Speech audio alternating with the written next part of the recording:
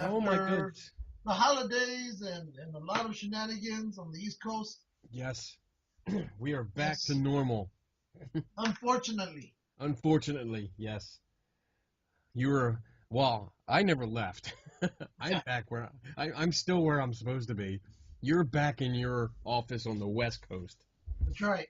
Ugh, about time you left. I know. I'm Damn, tired of your ass. you're a pain in the ass, man. So are you. Holy shit. Oh, anyway, we had a great time. Anyway, We had a great time. And if you, anybody out there has not been following us, holy shit, dude, you've missed a lot. There's yeah, lots of videos up. I put a video up of, what do I do? What do I do? Our ToyCon video. I put up our New York video. two New York videos. There's the one for our 9/11 memorial, Yep. which was, I think, done tastefully. I think Yes. done nice. We pretty much stayed out of it. Yeah. So, and then we had after that us walking the streets and visiting pizza shop and the Ghostbusters hook and ladder. What? Yeah. And possibly donating $1 for a future rap group. You, well, unfortunately, I didn't capture when they called you a white person.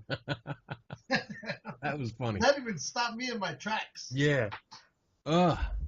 So basically, what happens is you walk down New York streets from Times Square. There's people all over the place, and they're Yeah, trying everywhere. to get you to see their stuff, to listen to their stuff. And a lot of people were, Scammers. yeah, trying to pawn off their CDs like they do music, and they're trying to get people to listen to it. But what they do is they hook you by saying, you know, hey, why don't you take this? Why don't you take this? And they talk to you and they try and get you over and get you to take the CD, but then they want you Yeah. to donate. Yeah, donate. Donate. Because they can't sell it. So donate. Yeah. And then when you don't donate, they want it back. Yeah. So we can't let that go then. No. You know. So, Can't- yeah, we made fun of one group. yeah. And That was interesting. yeah, that was fun. That was fun. But we did a bunch of stuff. We ToyCon. We went to New Jersey ToyCon, number 4. Yeah. That was fun. We got some goodies. That was cool. I got some goodies. What did I get? We got the Fight Club. We got the Fight Club. Yes. Yeah. See that? Fight Club. 3D printed. Pretty cool. We talked to the guy. Creator. Yeah, the creator. He does a whole bunch of stuff. I actually wanted to get more things from him. He does like classic, like I have a Buddha here. Hold on. I have a little He Buddha. does it as a Yoda or something. Yeah. He puts like a Yoda head on it, or a Darth Vader head, or Boba I Fett. wanted to get one of those. They were cool. Yeah, they were. Next time he has them. Yeah. He does. Next time I go down. Well, yeah, in 2 years maybe. No, I'm going before then. You think? Oh yeah, you'll be out in May. Duh. What? In May. In May? Yeah, that's what I just said, dumbass. Prior to that, you said 2 years. Shut up. Oh my God. I don't know if there'll be a ToyCon in May. There'll be a Toy Con somewhere. Well, we won't even have time for it anyway, because it's Yeah. more We'll be flying in, we go camping, I fly out. Yeah, we'll be hunting Bigfoot with Eric Altman. That's right, and company. Your Bigfoot hero. That's right, yours too. I'm my Bigfoot hero. No, Yes. No. Yes. stop being a bitch. Just stop being a diva. Never. Next. Anyway, what else do we do? Well, let's see. What did I get? Met Big Tony. I got. Ooh, this. You Got the bought clap. me this. You bought me this Yes. because you love me. So it's a 50th anniversary Superman coin. Given, it was put out February 29th, 1988. It's his 50th anniversary of the Man of Steel, and it's a 24 karat gold coin. So it's pretty old. There we go. There. It looks 24 karat. It looks nice. Is it 24 karat? Yeah, it's 24 karat, gold plated, bronze medallion. That's what it is. But Right. it's awesome. It's awesome. I love it. It's hanging up right next to my Smallville the Clark Kent's model ship, or his ship key. I have. Remember in Smallville? Did you watch Smallville? Yes. And he had that little octagon like key that went into the ship. I have that. What else did I get at ToyCon? Oh, well, I can't. Well, I can kind of show you. I got these vehicles. Hold on. There you go. Look, they're up there. See them flying? Oh, you finally put them up. Huh? There's a couple up there. Oh, there's one over there. So yeah. Oh, the Y-wing you can't see. There it is. There it is. So I got. Oh, look at that! That's right. Devil's Playground. Right You here, got too. yours. Yes. Woohoo! We're down. Ah, you got your Devil's Playground board game, dude. Now we can do like a virtual game. Yeah, kind of think about it. We can set it up, and just play and see how it goes. That would be cool. Kind of like the D&D idea we were talking about. Yes, because I've had over the last couple days, I've been stuck in training at work, which is extremely boring. So I've been doing nothing but Maps. drawing out Dungeons and Dragons maps. Because you know what happened? Fix my camera here. I got the class, and it's a 2-week class, so I only go for like 3.5 hours in the morning. And what happens is that, like, you're supposed to familiarize yourself with this new helicopter that we're getting. So I'm paying attention, but the first week is all electrical, which we have what's called AVI guys. They do all the electrical work, and I'm a mechanic, so I do all the mechanical work. So all this AVI stuff that they're talking about, I have no idea what they're doing. So I'm lost. And the guy's like, "What do you want, a notepad to take notes?" I'm like, "Sure, give me a notepad." So instead of getting like a notepad, he gives me a graph paper. And I'm like, graph paper? The only thing I've ever used graph paper for was making maps. So Or architecture. that's what I've been doing. I've been making some kick-ass maps, and I think we're gonna try and put together a little D&D group again. And Oh my god. we might include you. We'll see. Okay. I feel like putting a laptop at the end of the table so that you can participate. It'd be fun. Yeah, you'll be able to see everybody, Yeah, exactly. and we'll just roll the dice for you. Yeah, that'll work. Cheaters. Oh, so yeah. What else did we do? We did the New Jersey Comic Expo the next weekend, which was fun. We actually That was fun. and just relaxed. We didn't do interviews that day, which kind of like screwed me up. I was really screwed up, dude, because I was talking. Yeah, no, both Kat and I were watching you. Oh, it was killing me. It was killing me. I was talking to so many interesting people. I got business cards from all these people that I want to talk to. And they had great stories, either like a game that they were doing, a story. There's one group that's, what is it? Costume Super Center. And they were really cool. I want to get them on and talk to them because apparently they set you up with the material. Like they do all the cosplay materials.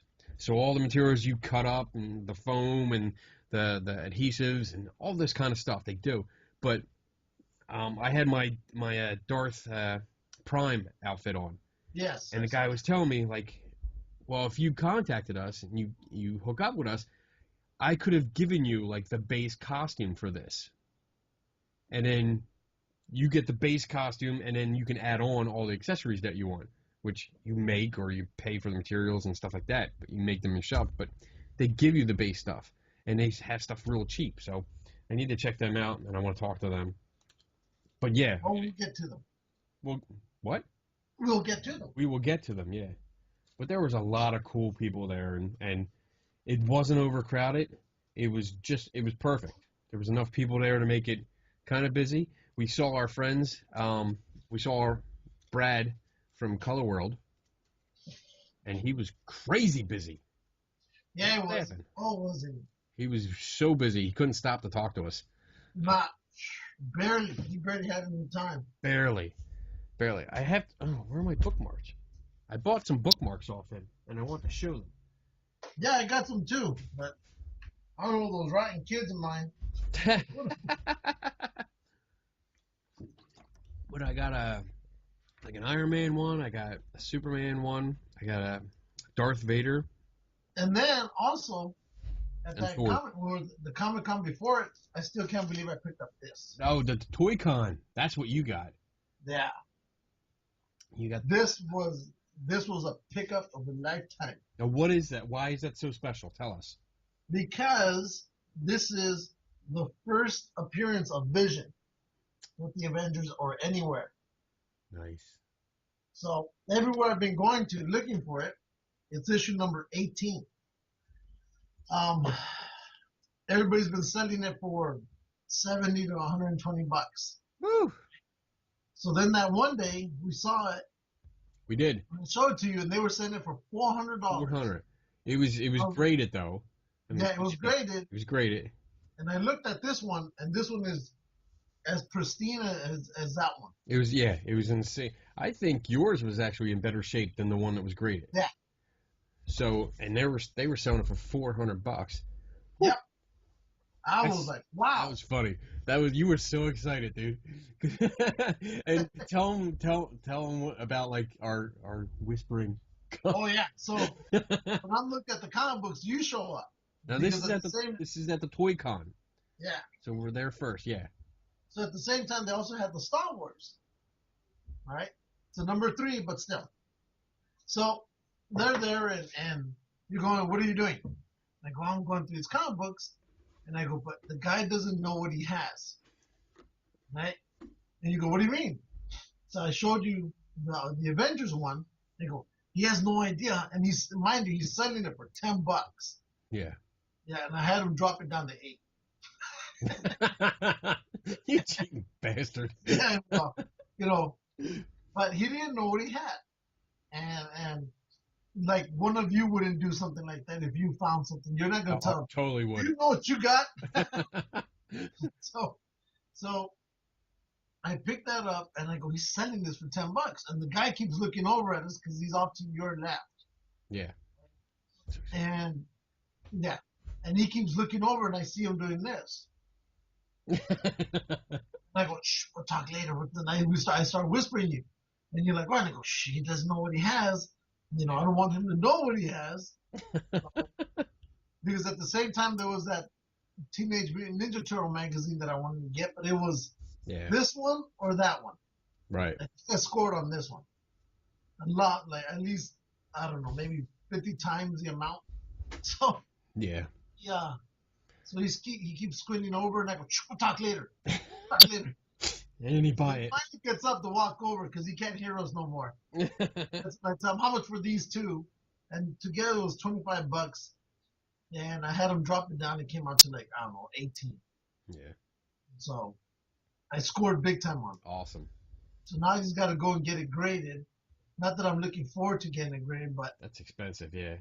Yeah, but looking at how much, with the potential of it coming back. Yeah. I think it'd probably be worth it. So, and now that Vision is part of the the whole movie lore. Yeah. Yeah, that it makes sense to get him in there. Then at the same time, there was this one. Avengers versus Infinity. Yes. And the deal with this one was that Marvel recalled this. All of these were recalled. Right? Yeah. For so what? I think when I talked to him, there was something on here, or type of drawing or something. I forgot what it was, and I'm pretty sure I can find it. But it was recalled because of that. So they called all the comic book stores and said, "Hey, we want those back, and we're gonna send you a whole new shipment of the good one." Okay. Well, this one guy decided, I'm not sending nothing back. So he had like maybe 10 of these. Yeah. Had them drop. They were selling these for $10 each. So I had them drop down the price on this to 7. Okay. And I go, hey, you never know. Can it be a home run like the previous? Maybe. Right. So I said, hell with it. Hell with it. That's right. And then, of course, I got my #1 autograph by our official sponsor, Awesome. #1. Dave Ebersol That's right. and Dash Comics. Oh, and he also did. He gave us something else. I had this set up to show off. He came to our party. The Casket Girls. Yes, he came to the party for you, Yeah. right? Dave and his partner Michael. Michael. Yes. And they had a great time. Dude, Dave had a great time. Yeah, Dave was. Oh, Dave, you were so wasted. And we have video and pictures. We have video and pictures. I have several videos, but I'm not going to post them. No, and then he kind of gave me a tongue lashing because he'd been talking to my wife, I think, for an hour. Oh. And he calls me, and I go over there. He goes, "What's up?" And he goes, "Is this your wife?" And I go, "Yeah." He goes, "Why didn't you introduce me?" And I go, "Well, you'd already been talking to her, so why should I introduce?" He goes, "Well, you didn't introduce us." And mind you, the alcohol's already flowing through his system. So I introduced him after an hour later of them talking. Yep. But it was cool, you know. They were really cool. And then Dave brought that rumchata. Rumchata, yeah. Because he asked. He sent me a text. He's asking what. We were driving back. And I said, "Yep, bring rumchata for Luke." No, I told him. You were driving. I told him. No, you were driving. I Oh yeah. myself. Oh, that's right. You were texting him on my phone. Oh man.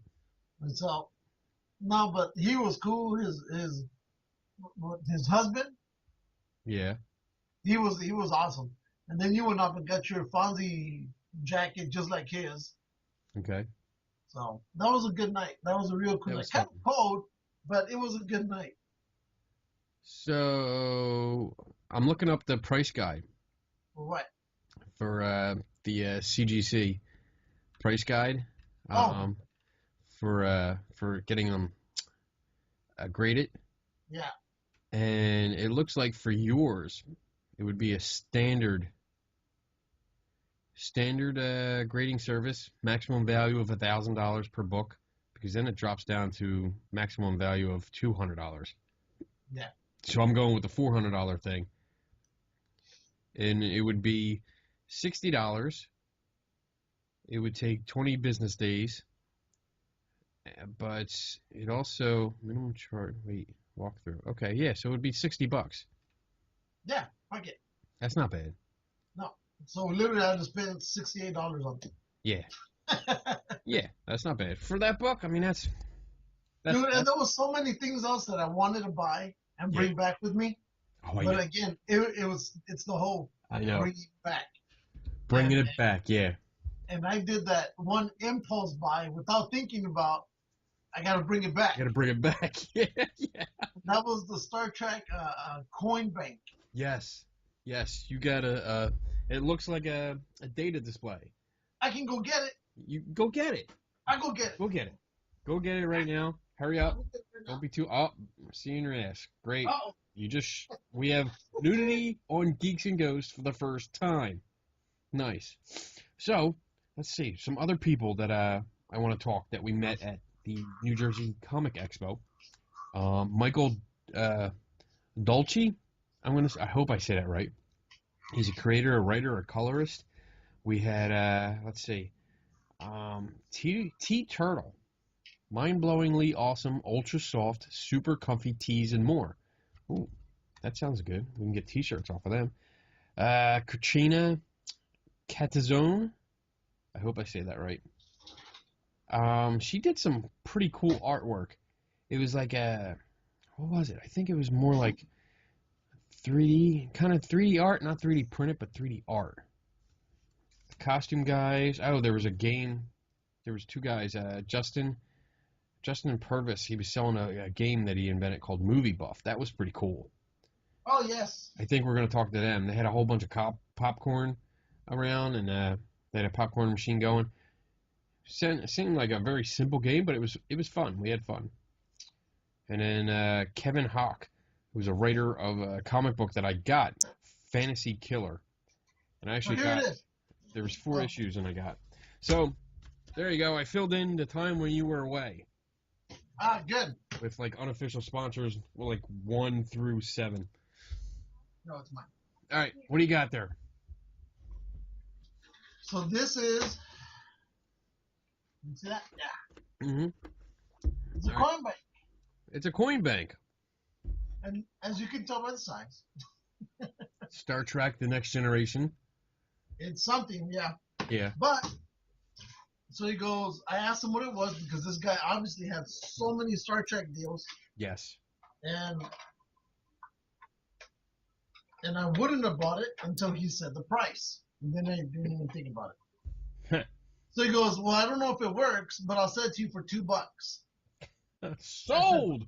Sold right there and then. $2, who knows if it works, if it doesn't work either way, it's mine. Yes. And I didn't think about the repercussions until an hour later. An hour and a half later, I go, I gotta carry that. I gotta take that damn thing home. And you know what? I gotta be honest with you. Now that you're already home and you have it there, when you bought that, because as soon as he said $2, I was like, oh, I'm gonna buy it. If you don't, because it's $2. That's a flea market find to me. And then I'm thinking, all right, well, you said you're gonna buy it. It's sold. Like, I wonder how he's gonna get it home. Well, if anything, I'll just keep it.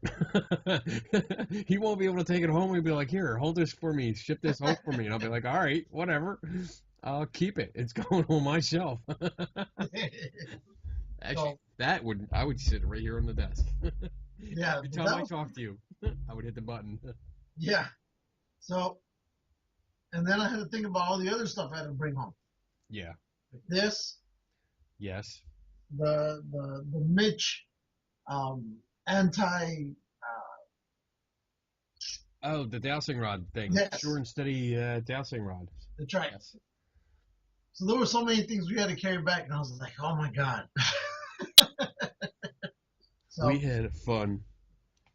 Yeah. We did. You know what? That was a fun trip. I also got at the toy convention. I think I've showed it before.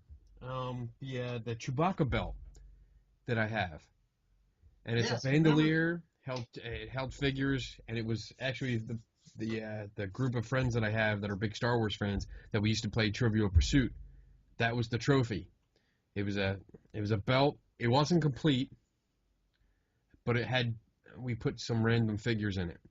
Yeah. Well, at the Toy Con, I'm walking around. One of the tables has one. And he only wanted $5 for it. So it's complete. I remember that. It's in the box. It's the original box.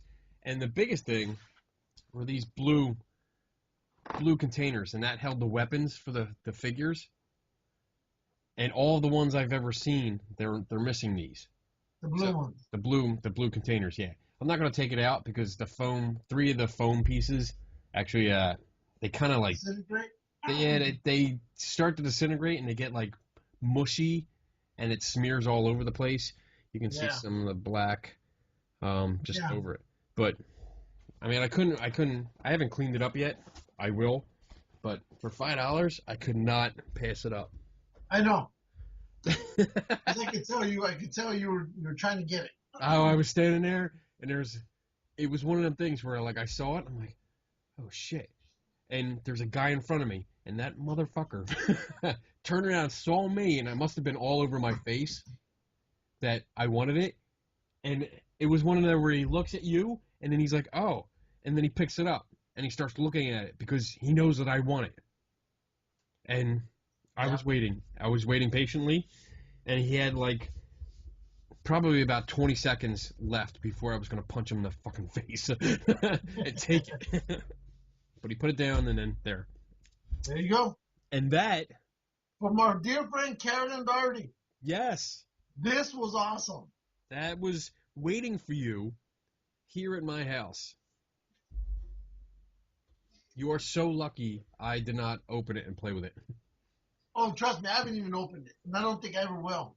In fact, it's going on a frame just like in the comic book covers like these. Yes. Yeah. It's going on the frame. It's not even going to be open because Awesome. it's just, this is awesome. Yeah. You know, Bigfoot, dress Bigfoot to my fancy.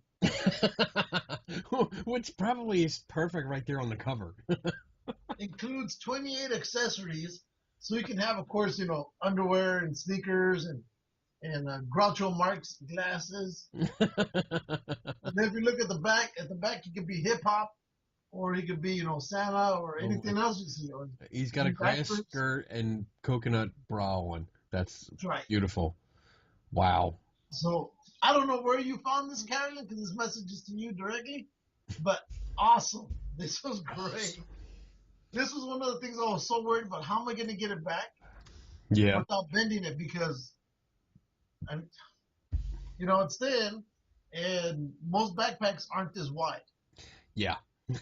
So, but we managed to get it back here with no problem, and it'll be going on the Wall of Fame back here soon, probably by next show. Awesome. So, what else did I get? We got a few things. Oh, I picked up some figures. I got, there were loose figures, but these are originals. I got a Death Star droid. oh yes. I got Bosk, the bounty hunter. No weapons though. Yeah, I can see. Yeah. Got Hammerhead. Yep, that one I like. I like this one. And an original Obi-Wan Kenobi. Without the plastic cape. No plastic cape, and he doesn't have his lightsaber. So this is the Obi-Wan Kenobi before he hooks up with Luke. Yes. Yes. You see, there's a slot. That's where the saber came out. Which sucks that it's not in there, but oh well. You can make one. I can make one, but I'm not gonna. I'll hold out. Oh, and I got something from Mitch. Mitch brought me something, which was cool. He came down to your party, and yes, it was so great meeting Mitch. Wasn't it good? Wasn't it? You know cool? what? It was great just meeting everybody who showed up. That's cool. I'm glad so many people showed up and could have fun with us because it was it was amazing. But talking to Mitch was great. He came down. He's like, "Hey, I got something for you." He built a model for me. Well, not for me. He didn't build it. He built, yes. Not for you. He had it. Not for me. He had built this model about, I think he said like 30 years ago. Yeah. And it's been sitting in like an attic for 30 years. So there you go. He's an AT-AT, an AT-AT. Yeah, he was trying to weather it. That's why you saw that rust.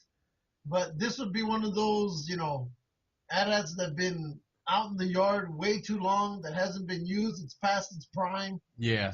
It's like, is that the one we're going to attack the rebels with? Because I really don't trust it. Yeah. So it was really cool. It was really cool. It's got a spot on my desk, so it's cool. It stays right here, and it keeps me company, along with all the other toys that I have. What else did I get? What else do I have? I have so many things. Yeah, I picked up these. Uh-oh. What'd you get? Whoa, easy. Back up. Ah, the Hot Wheels cars. I wasn't too impressed with those. I didn't care. I gotta say, I've seen them. I've seen them around, and it's just. There was only a couple of them that really didn't impress me. Yeah. Right? Of course, R2-D2 impressed me. Boba Fett's is pretty cool because it looks like one of those rat roadsters. Well, they made a full-sized Darth Vader. Yeah, but that one didn't catch me. That one I actually liked. The one that I thought was pretty cool also is the Chewbacca. Yeah. And Really? yeah, Chewbacca's is like one of those mud trucks they use in the middle of Missouri to do those mud races. Okay. And so it was pretty cool. And then of course there was I didn't care for the Yoda one because it looked too much like Bumblebee. Darth Vader didn't care for it either. No. The Stormtrooper one is pretty cool. Okay. And The other one that I think would probably be would be Boba Fett. I mean, Luke Skywalker's. Yeah. Okay. But outside of that, that's it. Awesome. But the only problem I see with this is, again, movies coming out Yeah. and people are just jacking an extra $1, $2, maybe $3 in all of these. Real? Oh yeah, yeah. Because they've been They're out going for a for while now. They're going for like between $7 to $8 each. Yeah. And luckily I went to a place and I found them for $5. That's not bad. That's what I've seen. I think it was in Washington. I picked it up at a CVS. Yeah. So if you're looking for them, go to CVS. Doesn't have to be in Washington. Just go to one and go to the toy section. They'll have it there. Roman got the Ewok one. Oh, yeah. That one didn't interest me, but he wanted it, so. Speaking of Star Wars, What about Star Wars? I have a beef with Verizon today. I have a beef with them. Why? Today was supposed to be what do they call it? Why Not Wednesdays? And they put a commercial out. Now I've seen it online on Facebook. They advertised it, and I saw an actual commercial last night while watching The Flash. And it was supposed to be you went to a Verizon store and they were going to have this cardboard box that folded up and into, like, it looked like a pair of goggles from Star Wars. Yeah. And it had a Star Wars printing on it. And what you did was you take your phone and you slid it in the front of it. And you could actually hold it up like a 3D viewer. Huh. And it was supposed to have like different scenes, like extended scenes or different scenes from the movie, more information. And then it also led into other apps, as in like virtual reality apps that you could download from Google and like one. I was talking to Bobby Nelson, unofficial sponsor. Number 2. Number 2? 1. I think 1. Okay. Did the official? We didn't do the other. Oh, he's an unofficial. Yeah. He's number 1. But yeah, he was telling me because he got one today, and he's been playing with it. There's like a skydiving one where it looks like you're jumping out of a plane, and you can look all over, and it changes your yeah, Bobby has pictures of it on his Facebook. Yes. So he's texting me. I was ready for it. I totally forgot though while I was at work because I was so bored in my training meeting. I completely forgot about it. And he's texting me going, "Hey, did you get it? Did you get it? Go get it." Shit, I forgot. All right. I got my shoes on. I was out the door. Went to one Verizon store. They didn't have it. They said they didn't get any today. So I was like, oh, shit. I start driving around, and I'm calling all the Verizon stores in the area. And I also sent something to Kat because I was like, Kat, hey, go to the Verizon store. Get this. So she couldn't find it. None of the stores I called had it. You should have called me. And I totally forgot to call you. Well, you still have time. Go out and get it. I'm talking to you. Okay. But apparently there was some problem with the vendor that they were using to ship it out, and my whole region didn't get it today. Oh. So they didn't send it out at all, and it screwed up. So it might be in your area. I would suggest after the show you go out to a Verizon store and get it. No. Do it. Just do it. I'm home. Once I come home, that's it. Oh, whatever. I settle. That explains a lot. I settle. Well, I do enough damn driving on the freeway that I settle. I'm going to try tomorrow to see if there's any. See if they get them in. Maybe they get them in at 8. You pick me one up. Okay. Well, I want to take Connor with me because he has a Verizon phone too. So it's one per customer. So I'll be like, well, there's 2 of us, and if I get my wife to go. It wouldn't work for me because I got AT&T. So. Okay. So that's my beef with them. What else? Anything else about Star Wars that I had? No. How many days do we have left now? Oh, we have, today's the 2nd, so and I'm going on the 17th, so it's 15 days. Yeah, whatever. There you go. Oh, there's a cool story. I wanted to talk about this real quick. Let me pull it up.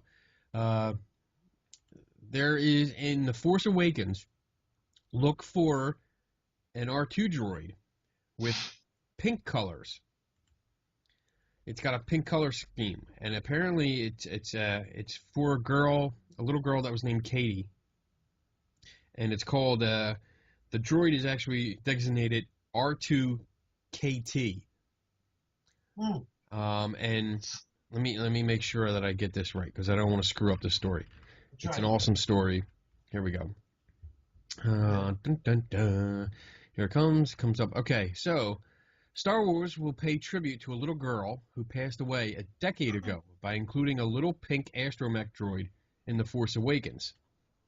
If you're a fan of Star Wars, The Clone Wars, you're probably familiar with R2KT, aka Katie, but you may not know the story behind it. Um, Katie is named after Katie Johnson, the late daughter of 501st Legion founder Albin Johnson. In 2004, he and his wife noticed Katie kept falling down and soon learned that she had an inoperable brain tumor. She was given just months to live. Albin came up with the idea to create an R2 unit to watch over his daughter in her final months, and put a call out for help. The R2 Builders Club quickly responded and set out to construct an astromech droid that would be painted pink, which is Katie's favorite color. However, when it became clear that the R2 unit would not be finished in time, master droid builder Andy Schwartz painted one of his own and sent it to Katie to enjoy in her final days. The R2 Builder Club finished the R2KT in 2006. It was sent to Albin, who began taking it to children's hospitals and charity events. Now, along with a handful of appearances on Star Wars: The Clone Wars, R2KT will be able to include The Force Awakens in her filmography. Albin told Geek Speak that Katie was shipped last year to London for about 6 months. Although he doesn't know when or where she'll be seen in the film, he was been told that she'll definitely appear in it. So that's really cool. If they had it for 6 months, you damn right it better show up somewhere. Right. Let's see. There we go. Do you see that? Yeah. All right. Your screen froze up. Hold on. There you go. There's the picture. There's Katie, and then there's the droid. Pink colors. That's cool.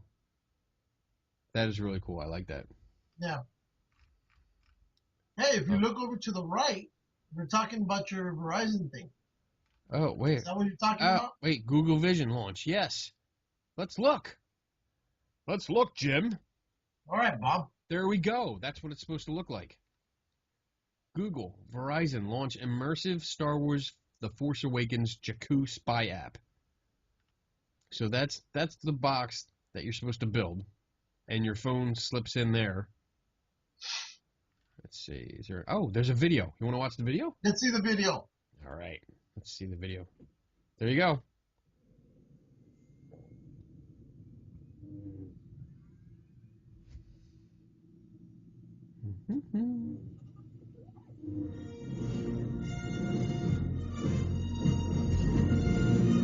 That's it.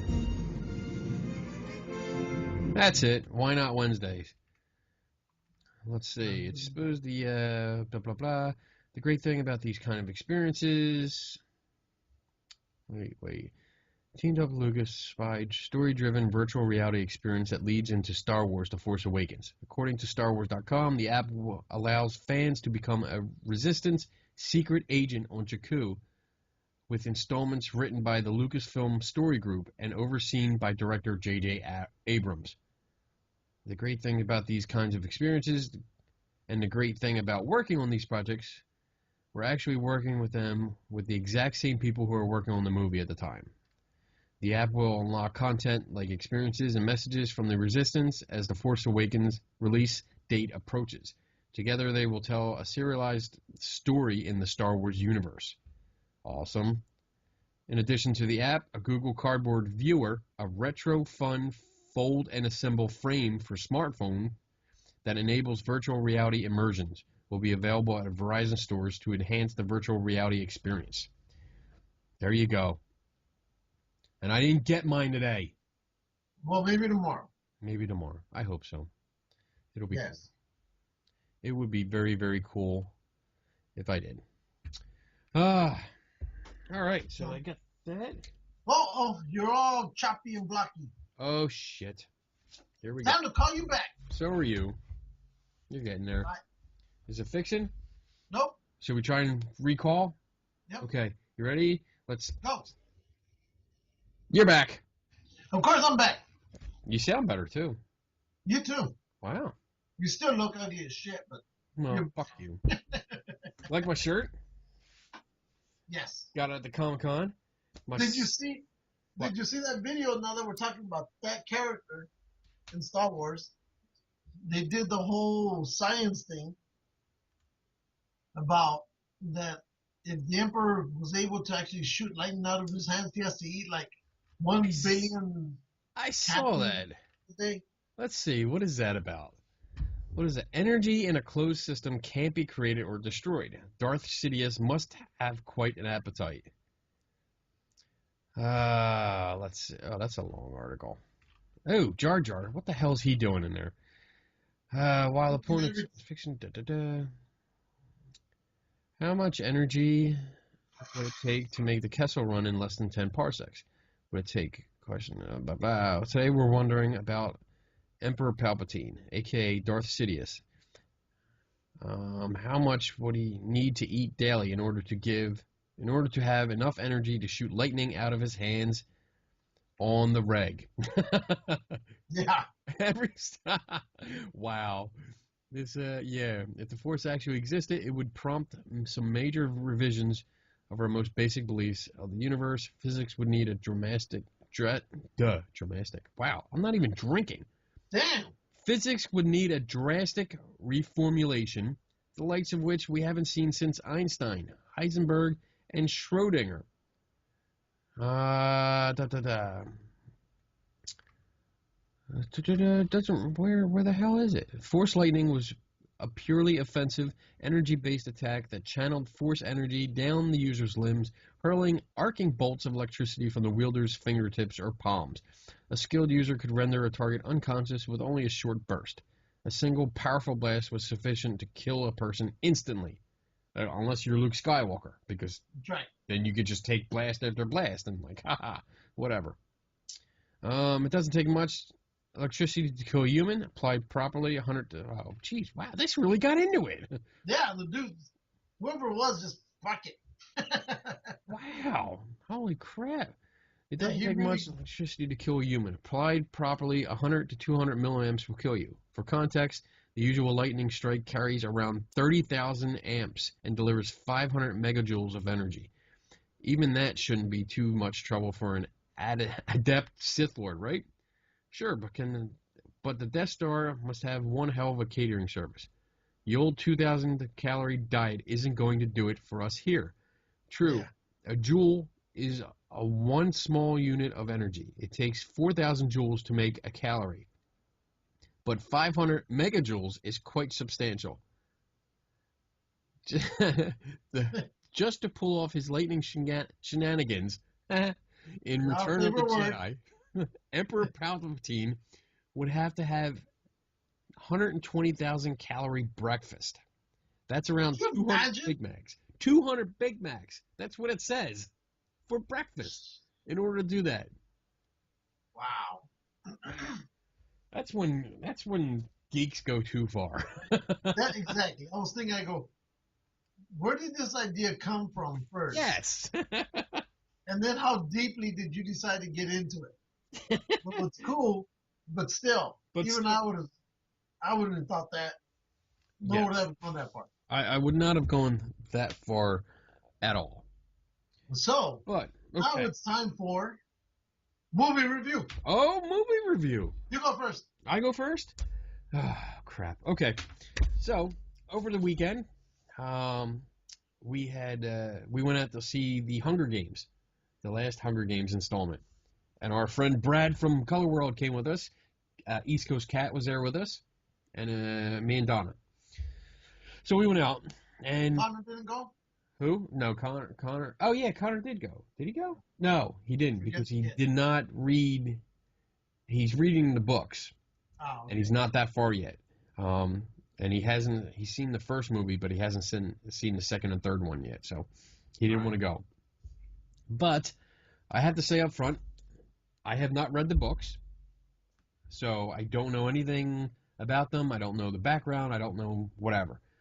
I wasn't really impressed with the first movie because I think I have a moral issue, which surprisingly I have a moral issue with a movie about kids killing kids.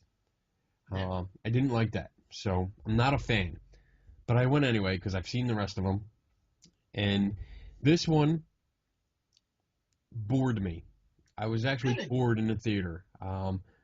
When it's bad enough if I look around once, like if I start looking at the ceiling and start counting tiles, but I did it like 3 or 4 times.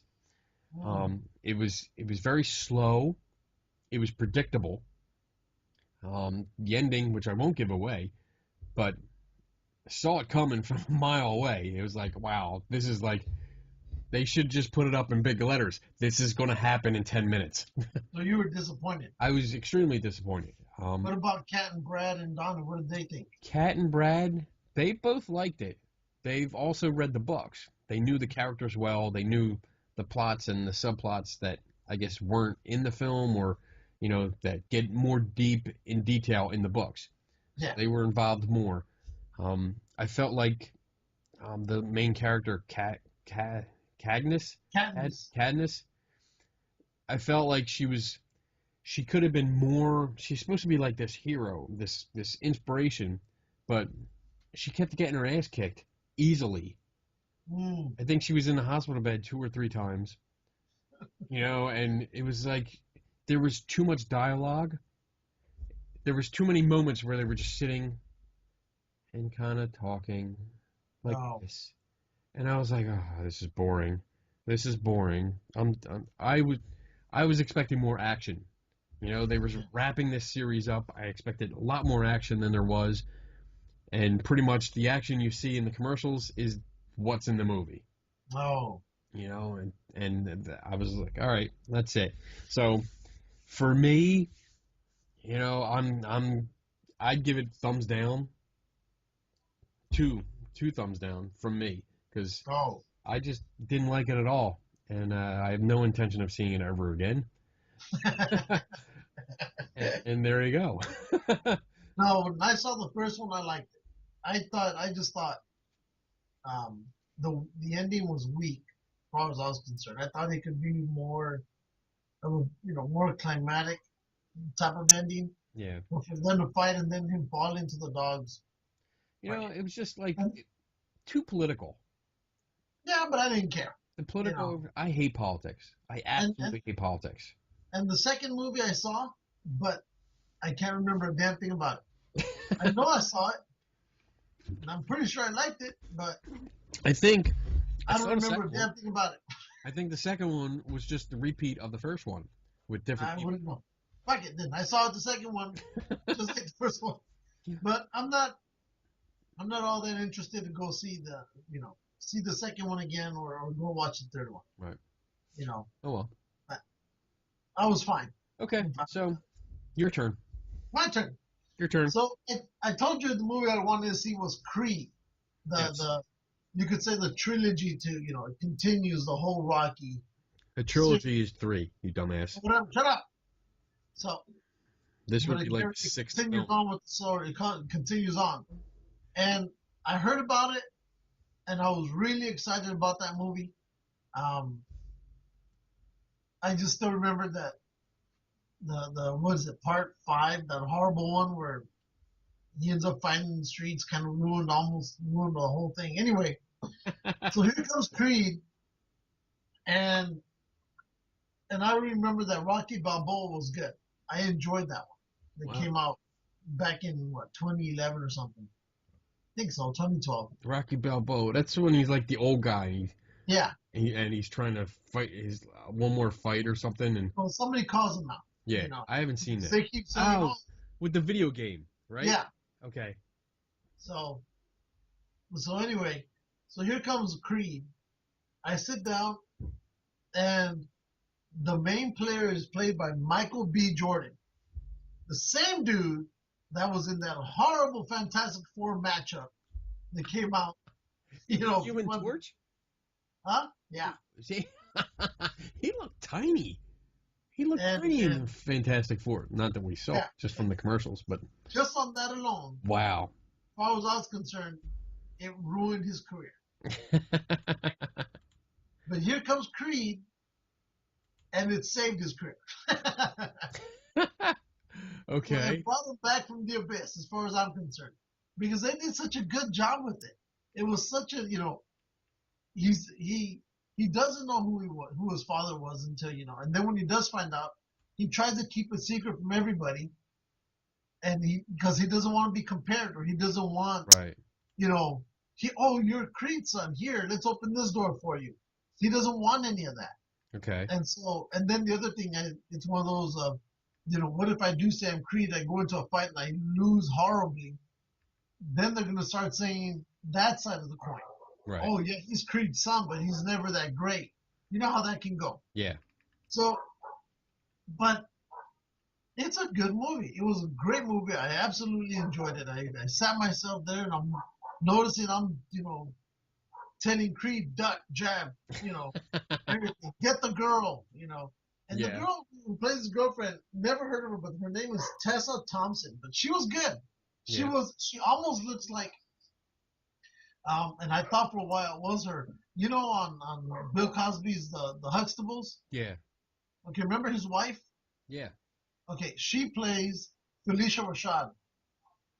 She plays Creed's wife in the movie. Okay. Right?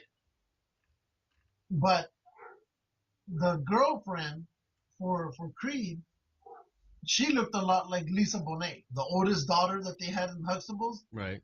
So I thought it was her. I'm like, oh my God, it's a whole Cosby reunion going on here. But no, it's not. And it was good too, but she has the same quality, almost like her. But, and what makes it is Sylvester Stallone's character doesn't come out until, I don't know, maybe 20 minutes, 30 minutes into the movie. Okay. And which I thought was great, because you're seeing them set up Creed as, just like trying to be his own person. They're trying to make this his own movie. Okay. And when he shows up, it's one of those, like I said, it's a friend you don't want to ever, you hate when he leaves, but when he shows up, you're like so happy he's there. And he just gives you that comfortable feeling, okay. And the whole humor of Rocky just being just a regular, stone, just a regular block of wood, whatever. Okay. Type of intelligence comes out great. So, but what I love too is, since I had just left Philly 2 weeks ago, everywhere they're going, I know. It's like, oh, look, it's the 76, or there's that, or there's that cemetery. 76. It's not, okay. It's It not. is not. Anyway, yes, it is. We And so, say 76. no, I'm not out of Say here. the 76. Over there, we'll say it then, but right now we're not. So then, of course, there's the cemetery that you can see from the freeway, the interstate. Yeah. So they had there. That's where his wife and Polly are buried. All right. So watching all that kind of made me feel like home. Ollie's dead? Yeah. Spoiler. Sorry. What the hell? But so what? Damn. It's all right though. They do good. That's funny because even though Polly's dead, his legacy is still funny in the way that you'll see how they bring him up. Okay. They introduce him to Creed in a sort of way, and you'll enjoy that. That's typical Polly. Okay. So, but yeah, it was, since I just left Philly, it was almost like, look, it's home, because I kind of consider Philly home to me because I'm familiar with it.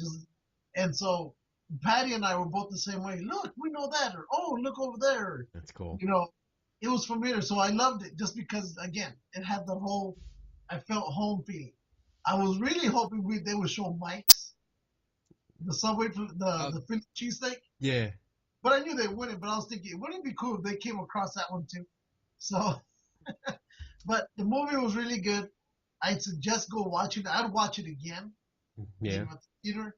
And for me, only rarely do I ever suggest, watching a movie twice at the theater if you can. To me, that's really good review.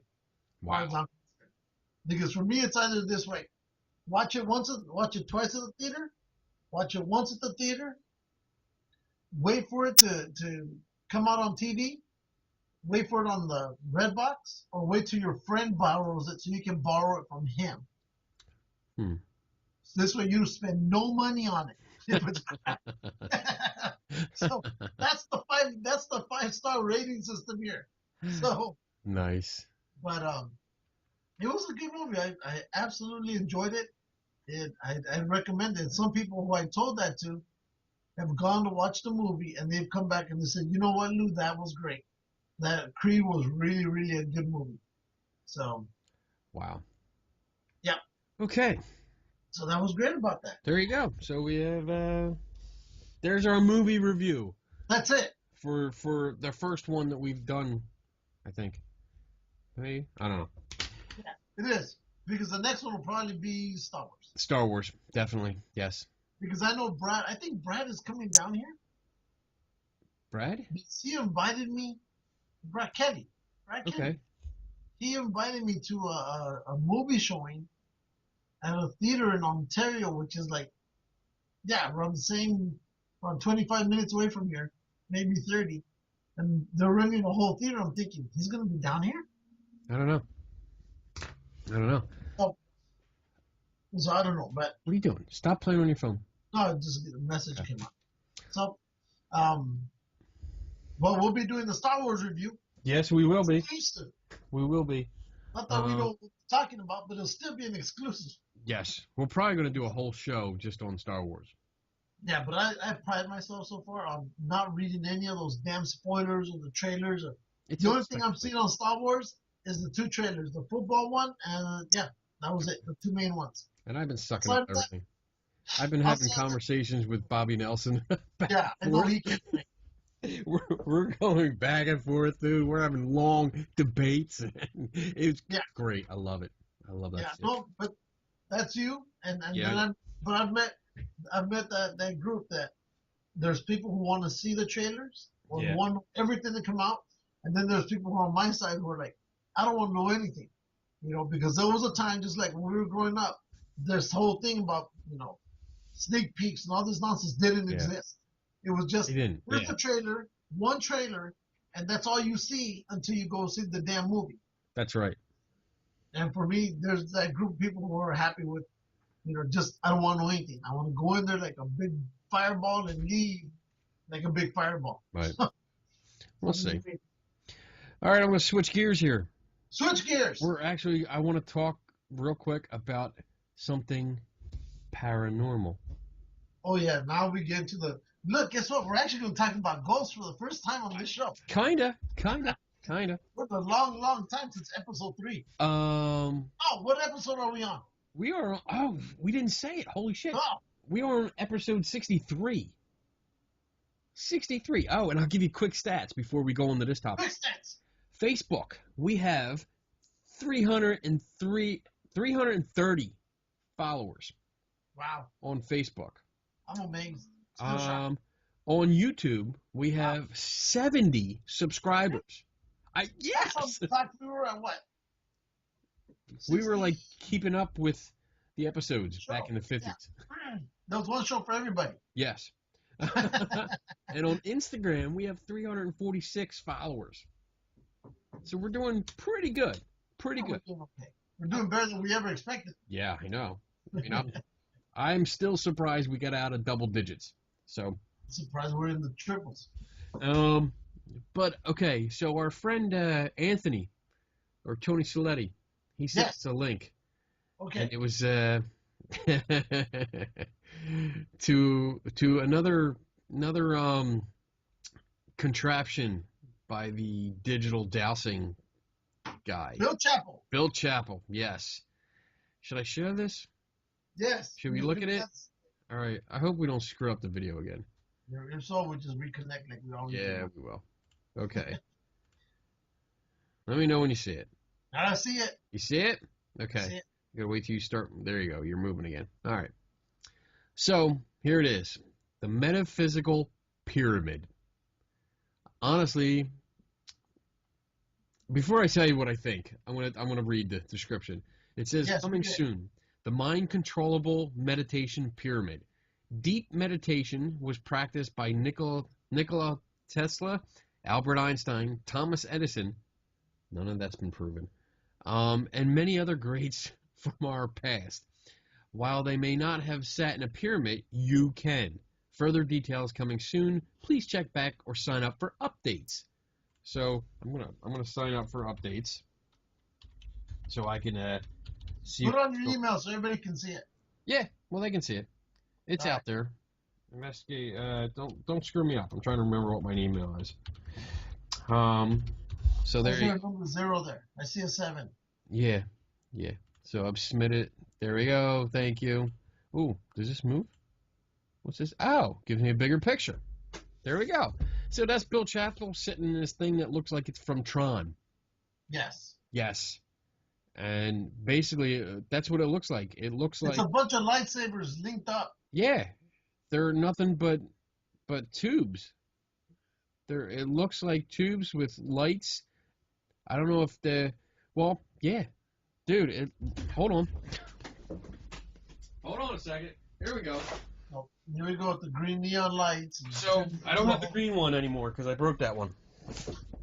See, well, this used to be the green one, and then I broke it. But there we go. I mean, that's what this looks like.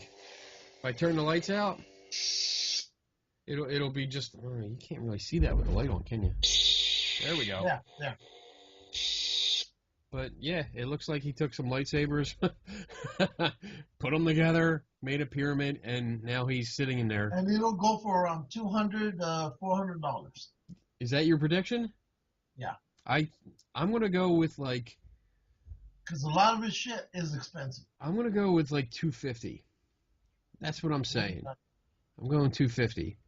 Well, we'll find out. I like how it makes his hair glow.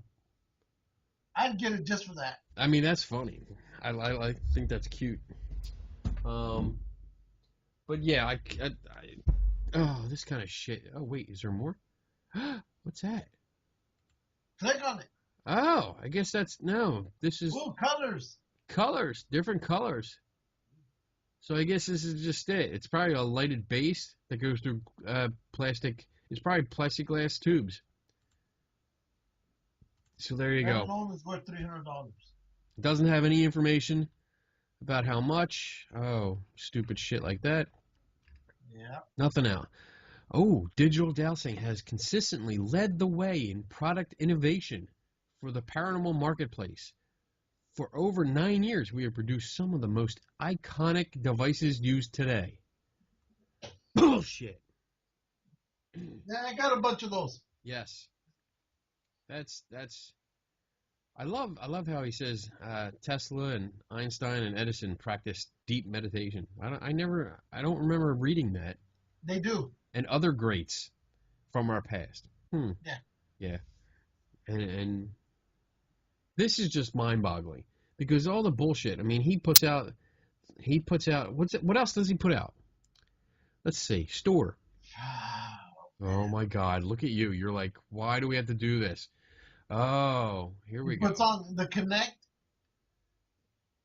Does he put out the Connect? No. Yeah. IR light rig. Oh, what the fuck is this? The Connect is his child. I can't say this. Machine Mentum Mantis. Machine Mentum Mentis. Radionics. Machine. Oh my God! This is the fucking piece of shit that Yep. Yeah, that guy does. Where the dials don't do anything. Yeah, they're just dials. They're just dials. They're not connected to anything. $249. $249 for that. There's the Obelisk. There's the oval. The Obelisk shit. will put him on the map. White noise EM. Pelican case. Oh, he's selling Pelican cases. Nice. Yeah, well, the Obelisks will put him on the map. Energy whistle. That's new. All right, I'm done. I can't do this anymore. Hey, call me back. All right. Did it mess up again? Yeah, you're choppy. Damn it. I'm back. Still ugly as fuck. You're ugly. Shut up. Okay. So that's that pyramid power bullshit. So we're done with that. Movie And that's when we reviews. started the whole connecting after our investigation in Colombia. The Connect thing. Well, that was part of the video because we did put. Oh, we can talk about that. We did our first Bigfoot / ghost hunt. Yeah. Together, in Columbia, PA. That was fun. That was fun. I was the ghost hunter making no sense. Yes.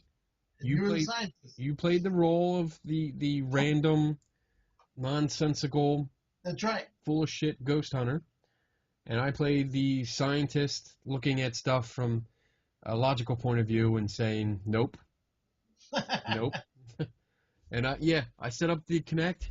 I had it hooked to my laptop, and I actually put some of the clips in the video from that weekend that we put up on our YouTube channel. So check that out. And it was funny. I mean, it looked at my camera bag. It looked at your coat first.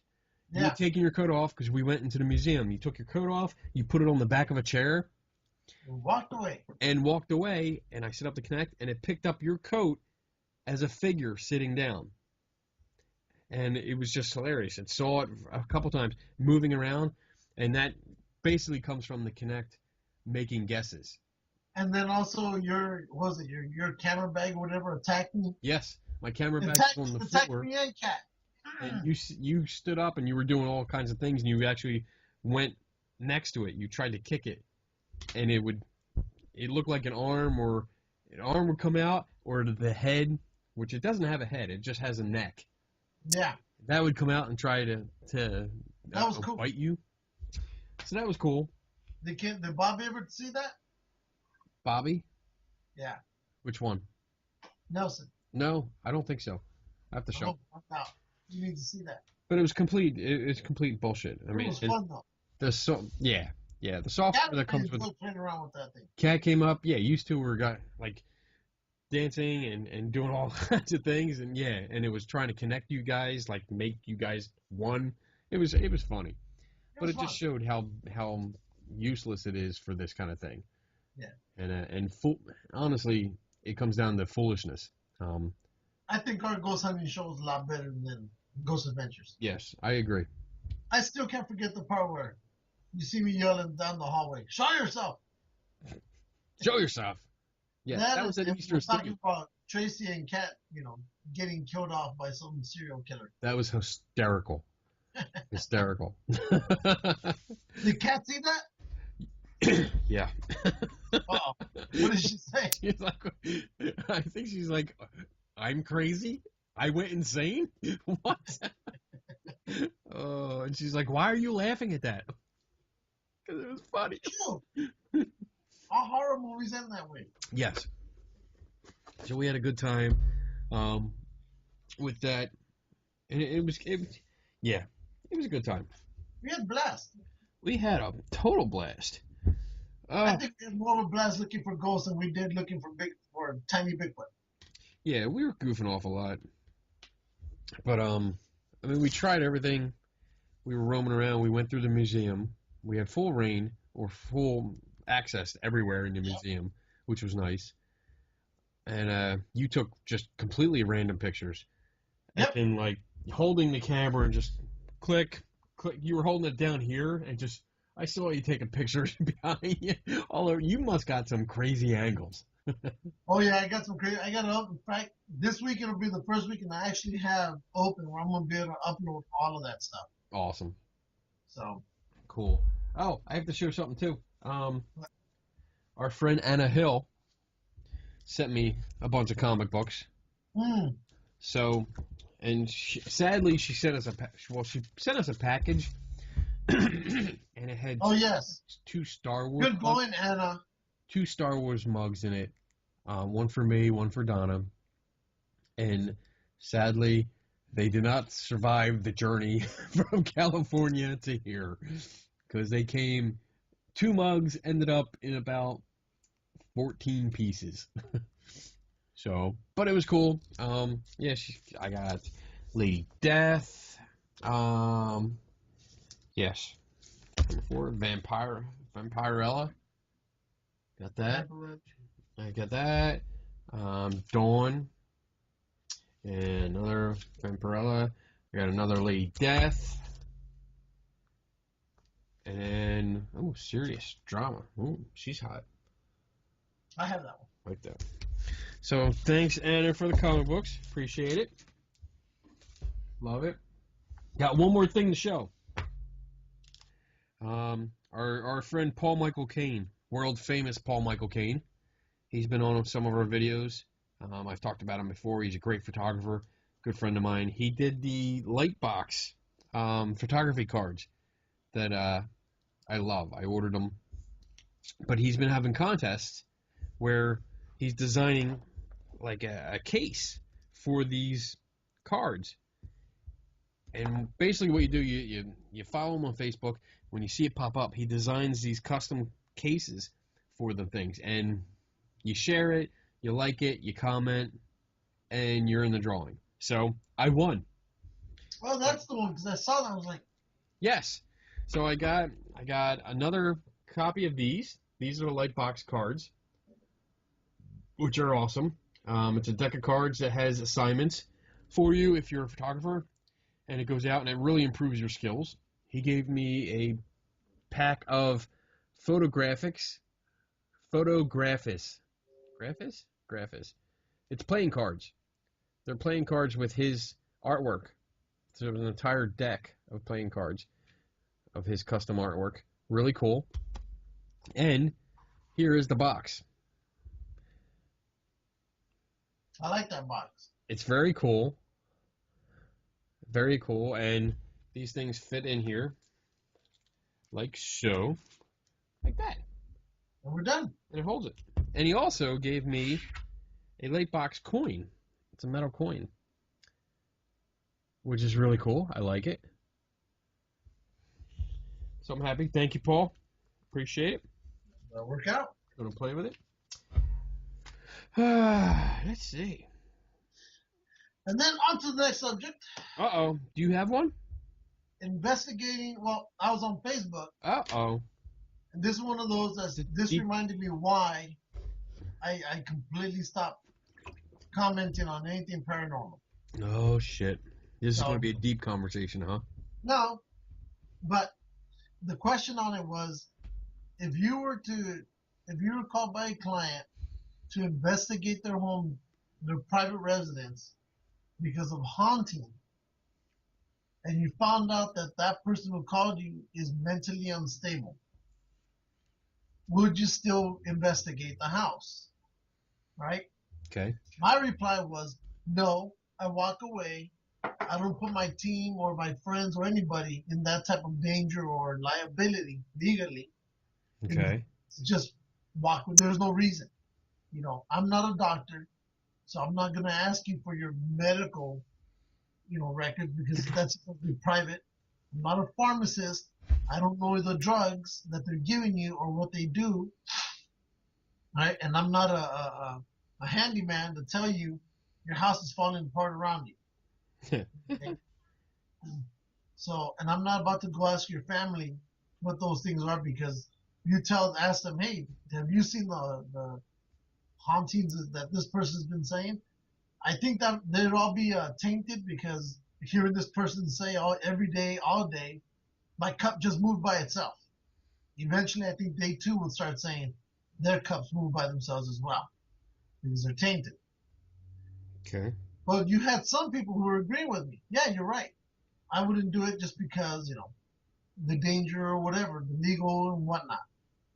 Or if you did tell said person you have a ghost, how much on the deep end do you push them over now? Yes. Now they're freaking out. Or what if you tell them no and they completely freak out that and insist that there is a ghost in their house? Okay. So the majority of people, well, there were some people who agreed, but then here comes your normal paranormal teams or unnormal paranormal teams. They would still go in. The majority would still go in, saying that it's their responsibility to help these people who are mentally unstable, to give them peace of mind.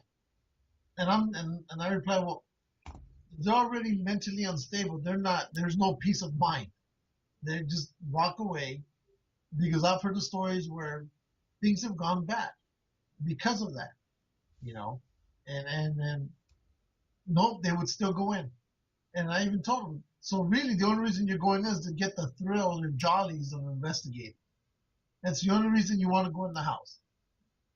Is Yeah, just to investigate somebody's house, just so you could say, "Ooh, we're investigating." When normally you shouldn't even be in there at all, I you agree. know. And nope, they were just. It's our responsibility. This is what we need to do. We're here for the people. You know what? No, there's no business to be in that house at all. You can. I even told them, just go to a historic site. Go somewhere else. You know, find an abandoned barn in the middle of nowhere if you want. But a house where somebody's not stable, you shouldn't even be taking yourself in that type of thing. I agree. And and the stupid thing went on for I think 6 days, back and forth, back and forth. And I was like, I'm tired of this. I even walked away, and they kept dragging, bringing it up. And um, the lady who posted it, I forget her name, but she's a mutual friend of ours. hmm. She even said, I should get Kenny on here. I was like, no. No, no. Because then you too will get this horrible headache that I got Yeah. out of that whole stupid thing. Well, So, here's my 2 cents. Okay, I'll give you 2 cents right there. First, yeah, no ghost hunting group has any right to ask for medical records. It's not their right. They have no. They shouldn't do it. so You know, especially if they have no medical experience, then it's useless because they're not a professional. They're not trained to look at it, to understand the side effects, the medications, what's going to happen, interactions. They don't know any of that shit. yeah. So they're just trying to look like they're professional and they know what they're doing when they don't. And that's the majority of what I see. Mm-hmm. Second, are they qualified to deal with any of the psychological disorders or the whatever mental issues that come up? If there is a history of mental illness or psychological problems, is anyone on that paranormal team qualified to deal with that, to handle it? I would say in most cases, no. Not a Because single one. not many teams that I know of have a psychologist or a psychiatrist or a behavioral therapist on their team that can deal with this stuff. So right there, if you go in there with the intent of I'm going to help them, you are not fucking qualified to do so. Well, I even told him, I go, you can't. Nobody knows how to read, a doctor's charts, or well, unless you're in that profession. Unless you're a doctor or a nurse Yeah. or And you know what the reply to me was? Well, we have a couple people on our team who know how to read them, so we're qualified to do it. no. And I said, you're that I was done. If you're see, that's to me that's the equivalent of saying, yeah, my picture has a ghost in it because I had a photographer look at it, and me saying, all right, who's the photographer? And them going, well, don't worry about it, it's a photographer. No, to me that's bullshit. It's a red flag. Okay, if you have people on that team that can read charts, then they should know the rights of the patient, the confidentiality, and what's going on with it. They should know all that shit. They should know that it's none of your fucking business. Um, and when it comes down to it, they keep saying we're going in to help these people. Exactly how are they helping? Yeah. If they're going in there with their preconceived beliefs, they're already there. They're going to apply their beliefs and biases to what's going on in there. Instead of investigating, they're just going to apply their own thinking to it. Their own, not thinking. I shouldn't say thinking. They're applying their beliefs to it. They're not helping anybody. If they're going to go in and say, "Oh, your house is haunted," or "You have demons," oh God, if they say demons, it's just horrible. They're doing damage. It's called It's called doing damage. yes. They're reinforcing the client's belief. And it's not actually a client because they're not getting paid. So it's not really a client. It's like I used to tell Bobby, when you start asking for money, then the client is expecting results. Well, the client, the claimant. You're obligated to give results. If you start giving money, there has to be something for me to show. Look at it and say, yeah. They want to give it, but that's the mentality anyway. Because even most of the groups, I don't know any groups, well, personally, that charge money for this. Just you and me. They do whatever. They do it for volunteer, but you're still going into somebody's house. They called you because they have concerns. They think something's going on in their house. They're afraid. They don't know what it is. They look at a group that's out there and look at them as an authority because it looks like they know what they're doing. They have all these gadgets. They have all these pages on their websites and the Facebook thing that say they have ghosts and they've been to this place and that place. So they see them as an authority and they say, come on in, help me. Tell me what's going on. And already there's an issue because that person, that homeowner, is thinking this group is going to come in and tell me that I have ghosts. Yep. And they're going to tell me how to get rid of it and how to fix it and how to deal with it, which is a completely false sense of oh shit, what's the word I'm looking for? Bullshit. Yes, that right there. It's complete bullshit because or to one of our early moments that you decided to take out is it's time for stop being a cunt. We don't use that word. We did. No. And you're a hypocrite, you bitch. Because you used it, and I yelled at you for it. And then you got mad at somebody else for using it on your Facebook. I don't know what you're talking about. Whatever, bitch. Whore. Anyway, so when it comes to private investigations, private homes, it's hard because if somebody asked me to look at something, I'm not I don't know how to put this. I wouldn't go in with a group to do a private residence because bringing in all that equipment I think is just a waste of time because it's completely unproven. There's no data, no experimentation, no documentation that shows it has anything to do with ghosts or demons or whatever. So this whole bringing in cases of stuff and setting up for the night is a waste of time. I do see, however, if they have a specific claims, a door closes by itself, let's go take a look at that. Let's look at the door. Is it level? Is it this? Let's go with what my knowledge is and what I can actually back up with good science. That's right. When it comes to speculation, I'm not going to do that. I'm not going to say, well, I spent 10 minutes on it. I can't figure it out. So it must be a demon. Right. That's the only logical explanation. Again, bullshit. So there's no team has any business being in anybody's house. No.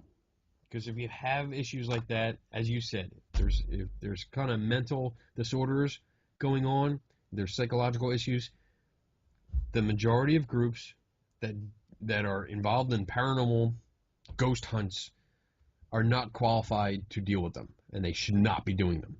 Exactly. But they want that investigation. They need that other notch. They want the notch on the belt. They want pictures to post.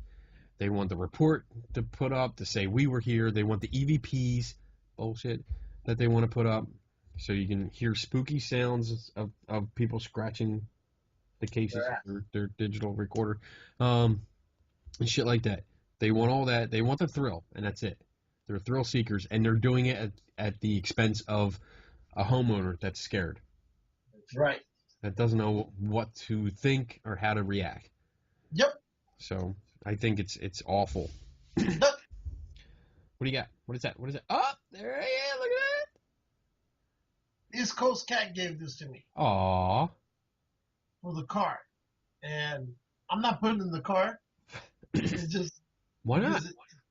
because if I have a fear that because it'll be constantly exposed to the sun, it'll just Fade. kill the plastic and the coloring or whatever. So it's better off right here. Okay. But I love it. I love it too. Then.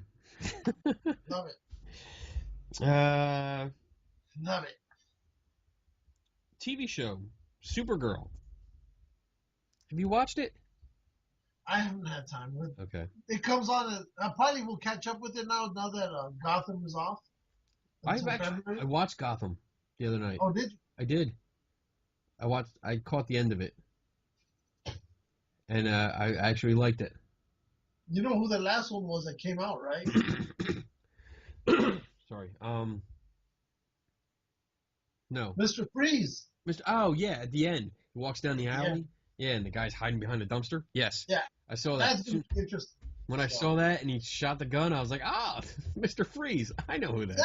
That's awesome. So, no, but now that Gotham is gone, and then again, Mondays are my scout days with Roman. Right. By the time we get home, I only have time to watch one show and then a few minutes of the news, and then it's over. Right. So, but since I've been DVRing all the Supergirl, it should work out. So. CBS has ordered a full season. Second season. A full, yeah. So it's got it. I guess it got the ratings that it needed.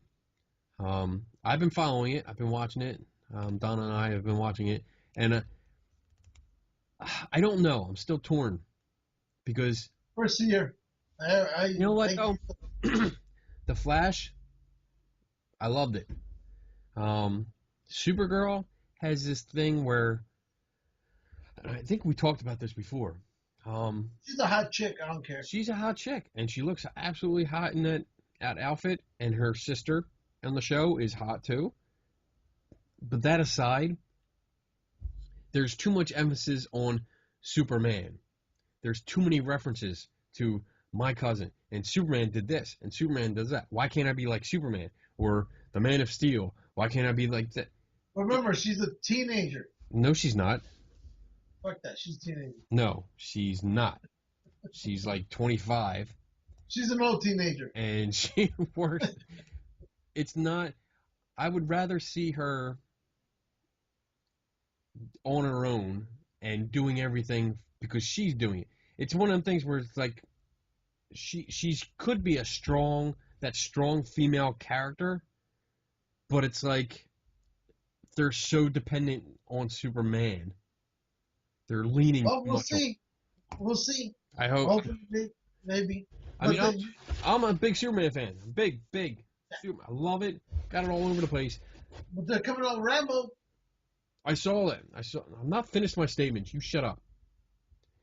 When I watch Supergirl, Rambo. I want to watch Supergirl save the day. Yeah. I don't want to constantly hear her complain and whine about Superman. Yep. So anyway, all right. Yes, Rambo. The TV series. That's going to be interesting. I don't know how they're going to do it. But it makes you wonder, which Rambo? Are they doing Rambo from just coming back from Vietnam? Are they doing the Rambo that's in between Rambo 1 and 3? Or are they doing the Rambo that's... Wouldn't that be Rambo 2? Cambodia. Huh? Wouldn't that be Rambo 2 between 1 and 3?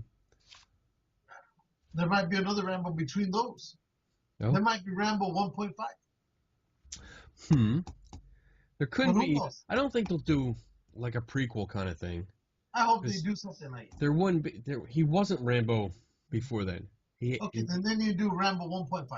Okay, that I can do. I can do that. Maybe. The original movie is still the best. Yeah, I agree. The rest of them got cheesy. 2 I kind of followed, not so. But after that, I was done. Yeah, the third one, I was like, that last one where he lives in Cambodia. Yeah. That has the most violence out of all the Rambo movies because it seems that the human being is made out of bottles of jelly. Yeah. So, but one I love. 2 I could deal with. After that, I'm fine. Yeah. I know. I mean, I'd still watch 3, but I'm fine with 1 and 2.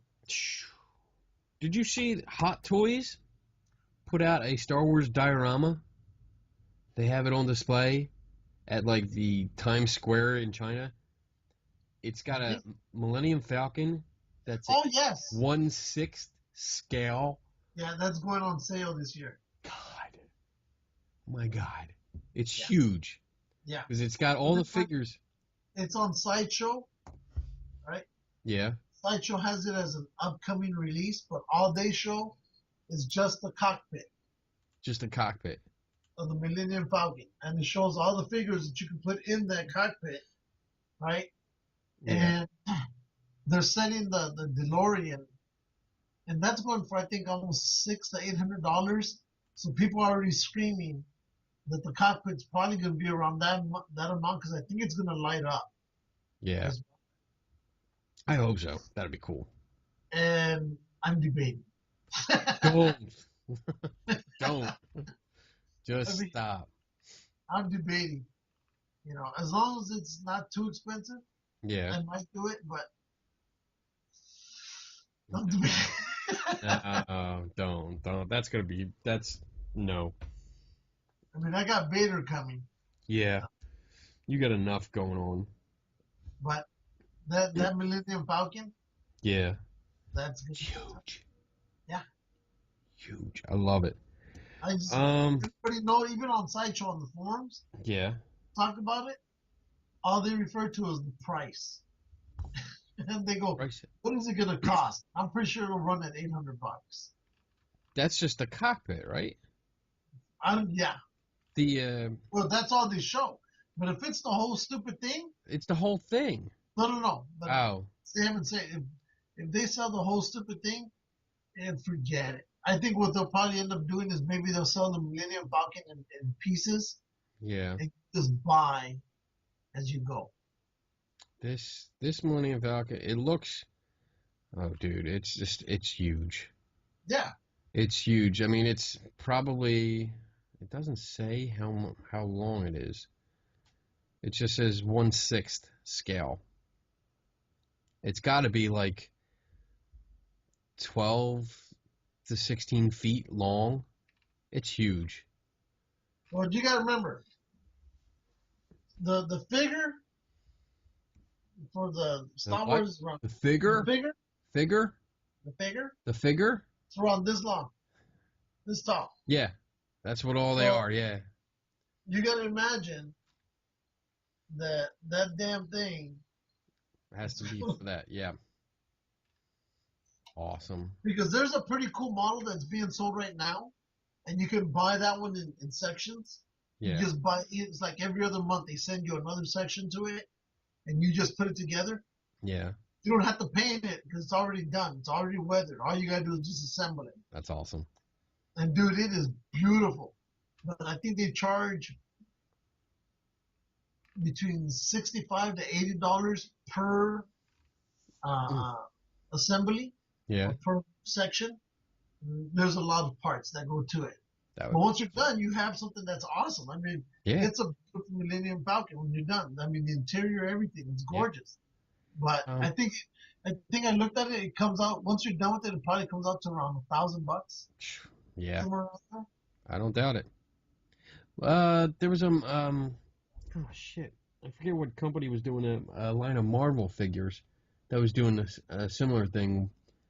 With like the Avengers and each figure that you got a piece of the Hulkbuster that they were selling, and I think there was like eight or nine pieces, so it was a huge Hulkbuster, but it was made up of all these other figures. Wow, you know what, that Millennium Falcon? Yeah. To get a really good idea of how big it's gonna be once it's Now you're talking about a different one, right? You're talking about. No, I'm going back to this one, the Hot Toys. There's the Hot Toys. I'm looking at it. There's that one shot. They got a picture of it from above at an angle. Yeah. And there's people standing around it. Oh shit! I'm gonna show it. Yeah. Here we go. It would feel your living room is too small for this. There we go. See it? Not yet. Not yet. Coming there up. It is. There it is. There it is. Look at that thing. How can I blow this up? So There we go. that thing, you wouldn't have a living room. Yeah, that would be my living room. That's how big it is. You would have to sit on the Millennium Falcon. I would totally. I would totally sit on that. I mean, there's that one room where you used to have your table at, or Yeah, your the full dining table. room. Yeah. Yeah, that would be it would fit there perfectly. It would fit. It would fit in there. Yes. You'd have to squeeze around it. It's okay. The main section would fit, and then like this would probably creep into the living room. But Yeah. I'm good with that. I am totally good with that. But if they're selling this, like, if they're gonna sell the Millennium Falcon like this, easy $6,000, $7,000, maybe even $10,000 for it. Look at that. Oh my God, that's awesome. Oh, On a brighter note, I ordered the Millennium Falcon, the small model one. you suck. So, which is at a fraction of that cost. Yeah. Oh boy, that's just awesome. But I'll be honest, I would love to order that other one where you pay $60 or whatever it is a month, $75. Yeah. So. Oh well. What else do we got? What else? You posted something about the Bauman Bigfoot encounter of 1892. Yes. Did you actually read up on that? Well, I've known about the story for a while. Tell us about that, because we haven't talked about Bigfoot in a while. No, we haven't, because we have the whole the camping trip for Bigfoot, which is in 1 month. What? In 1 What month? month are we doing the camping Bigfoot? May, Right. the weekend of like May 8th, 9th, I think. Let me see. Let me make sure. Dun, dun, dun, dun, dun. January, February, March, April, May. We are doing it May 6th, 7th, and 8th. You, me, Donna, East Coast Cats coming out with us. We're going to have a good weekend messing around with Bigfoot. I can't wait. Um, In regards to this story, sure. when I was growing up, I originally thought Keep talking. it was Theodore Roosevelt who had an encounter with Bigfoot. What it was is he was an outdoorsman, and I guess he ran across this gentleman Bauman, and he went out with a buddy, and Bauman was telling Roosevelt about the encounter he had with this creature out in the woods. Long story short, something had been following them, and right before they were so freaked out because for the previous day something kept coming to their campsite, and they couldn't figure out what it was. Okay. But it freaked them out enough that they said, "You know what? Let's get our traps and let's get out of here." So Bauman and his buddy said, "Fine, we'll do that. You go this way, I'll go that way, and once we're done, we'll come back to camp and meet up here." Well, they did that. Bauman gets back to his campsite. He finds his buddy with his neck broken. Oh, Right. oh. So something had attacked the camp and destroyed it. Bauman was so freaked out, he just picked up and left. Whatever was out, whatever he had, he left it there. So if you look, it might still be out there somewhere. but yeah, and we came across Theodore Roosevelt, and he told him the story. But I'd always thought that it was Roosevelt when I was growing up who had this encounter. But it's enough that Roosevelt wrote it in his book, and he added it there. So, but The Wilderness Hunter by Theodore Roosevelt. Nice. And it talks about it. But just read the article and tell you a lot more information than I would. Yeah. If you're in the whole Bigfoot community, this is one story that you're familiar with. Okay. Cool. But it's interesting. Take it for what it is, story or not. It's an interesting story. Cool. Today. So there's Bigfoot. Bigfoot has now appeared on our show 3 times today. Yes. So I went up to the comic book shop, got some comics. Oh, did you? I don't know if you started collecting this. Star Wars Shattered Empire. You're choppy because of the screen saving. Oh, really? Yep. Told you it's gonna be one of those nights. Is it that any better? Nope, it's still choppy. Still choppy? I can see it, but you're kind of Is it pixelated. blurry or? Pixelated. Oh, Everything. okay. You want to restart again? Sure, why not? Okay. We'll be right back. Ready? Okay. And we're back. And we're back. Better? Yes. All right. Can you see it now? Yes. Shattered. Yeah, I've been collecting those. Okay. It's a good series, and it says on the top, Journey to Star Wars The Force Awakens. So it picks up right as the Battle of Endor is ending. That's where it picks up and then continues the story. So it's pretty good. I like it so far. And then, have you seen that? I ordered it. Ah, well, I got it. In fact, I ordered a couple of different covers. Oh, I'm not big on that. I mean, I've noticed DC is doing it with like so many of their They all do it. All of them do it. Well, DC's doing it more. They're about the same. Dumbass. Yeah. No, trust me. It's about the same, and it depends on who the character is. Because if it's, for example, Ant-Man, when he came out, they didn't do that many on his. But then you go over to DC, and they also the same thing. If it's a bigger name character, then they get more covers. But what they are both doing is they're not just doing it with the #1 issues. Now they're doing it like with issue #3 and issue #4. There's all these different covers. The Star Wars ones are really bad with that. Because I've noticed, I mean, just with the DC, like I'm a big Superman fan, so I was actually looking at them because I wasn't collecting comics for a while, and I got back into it, and I'm like, what am I looking at? Like, why am I looking at like 7 different books, and it's all the same issue? Like, what the hell? How many covers do I need? And then they all charge differently because it depends who the artist is for that cover. The Star Wars ones, they have the alternate covers that are like action figure packages. Yeah, those nobody cares. Well, they're selling for like $10.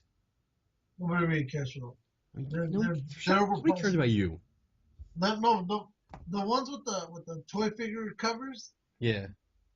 Are more at the cheap end. And, they didn't put no work into it, and nobody really cares. Right. It's the artwork people want. Like, for example, there's a guy called Mark Silvestri, and he does beautiful work. He's more of I want to say he's more DC, but he's a freelance. But he does great work, and he's done a couple. In fact, he did one for DK3 for the Dark Knight. Yeah. He did one out there, and that one right now is going for $12. And it's the lower end. Well, not the lower end, but I like his work. And he's out there. He's doing that for DK, and I ordered his cover. Yeah. I think I ordered 3 different covers for that DK3, and one of them is in black and white. It's a sketch. Yeah. And then there's another one where he's coming out of the sky, and I forget what else. So what did that one there cost you? This one was cover price, so it was shit. I don't even know. I think it was $5. Let me make sure. I don't know, because when I go to the comic book store, it's like I go through, I find all the ones that I like. Let's see, $6. Yeah, $6. I just get a pile. I take it up and whatever it is, then I pay for it. But there is one that I'm surprised you haven't gotten, and it's Batman and Superman fighting it out. I didn't see that one yet. Yeah, that one's going for $12. But just to let you know, let me know. I'm not gonna blow it up because you probably. No. Oh boy. Here we go. Let's see if we can. Here we go. All of those. Move it. Okay. All of those are issue 1 of DK3. Wow, that's ridiculous. Right? See, and I'm like, and each of those are different artists. And then some of those are, let's say, for example, the black cover you got. Yeah. Well, there might be a cover that's in white. Yeah. So. it falls down on you as to what you want to pay for. Yeah. Yeah, and some of them, yeah, I'll buy the optional cover. Rarely do I buy the standard one, but it just depends on you. But once I subscribe to that series, Yeah. then I just get all the regular covers. But it's the first one that I want. Yeah. Yeah, I mean, I'd buy all the number ones, but I mean, it's so much more of a gimmick to me when I see the different covers. Especially Yeah. DC was running like a couple of their titles, like Superman and Wonder Woman stuff. They were running like Lego versions, so the covers were like Lego characters and stuff. I'm like, what the hell am I looking at? Yeah. But it reminded me of like the 90s when they did all these gimmicks, hollow covers and card covers and color forms covers just to get people to buy it. Mm-hmm. So it gets out of control. Yes. You know. So speaking of Batman and Superman, did you see the extended scene? Go there right now. Say again? Did you see the extended scene for Batman vs Superman? Yeah, I was gonna bring that up. Ah, what'd you think? Yeah. That's what I thought.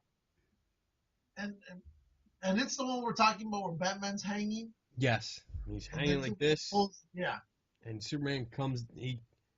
Now Superman looks like he's pissed. Yeah. But it doesn't. I mean, that's not what we got from his character development from Man of Steel. He didn't look angry like that. He looked like evil, mean, angry. Yeah. And I remember somebody really pissed him off. Yes, in like set photos, and I think that the trailer that had come out, it looked like Lex Luthor had something about kryptonite. So I'm wondering if because they've already established that the pressure difference makes him weak and turns him into a normal person. Yeah. Rather than kryptonite. So I'm wondering if they're introducing the red kryptonite attribute, where it takes away his inhibitions and makes him, do whatever he wants. Who knows? Who knows? But it was cool. I mean, you see him come down in that tunnel. The guards kneel, which is kind of weird. That puts that God complex in there. That's the cover you bought, right? Yes. Okay. Is it? Yeah. Yeah, that's it. What? You want to see one that's going crazy? Yeah. Show me. A $550 cover? What? Mind you, it's the same story that you have. Yes. Okay? Just with a different cover. And here's the cover. And I would love it, but I don't love it for that much. Oh. That's interesting. Yeah, it's cool. Because that one pays homage to when the first Dark Knight books came out. Yeah. So very nice. There's that one. Here's the Mark Silvestri I was telling you about.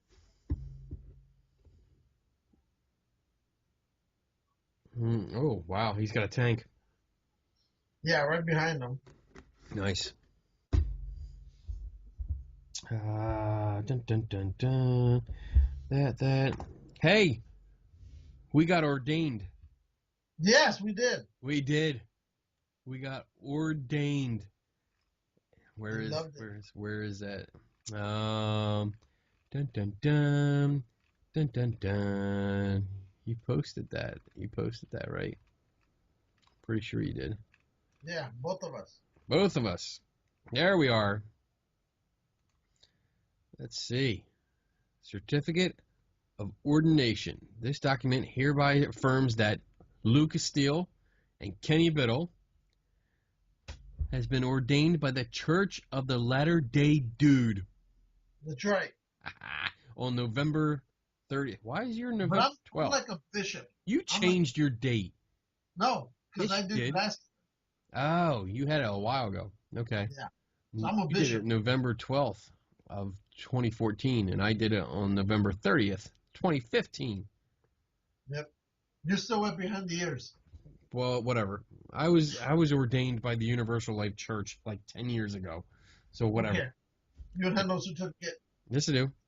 Prove it. Actually, I had it printed out. Yeah, me too. I don't know where it is though. That's great. So in light of that, because we got 2 new ordinations, we're offering free marriage services, free of charge. Here's the other one I bought.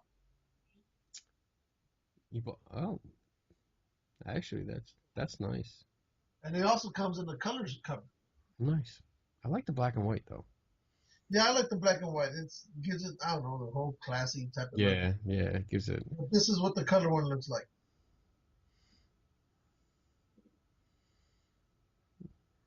Yeah, I like the black and white one better. And what are you the gonna black do and if white somebody was- actually? What? What are you gonna do if somebody actually says yes, marry us? Do it. We're gonna do it. Do it. I want to do it. I want to marry somebody. Well, Dave Ebersol. I want to. Well, I could. Marry him. Aren't they married? Well, we can't marry him. We can't. Well, We can marry them. we We can just marry. can't We marry them. yes. What you said.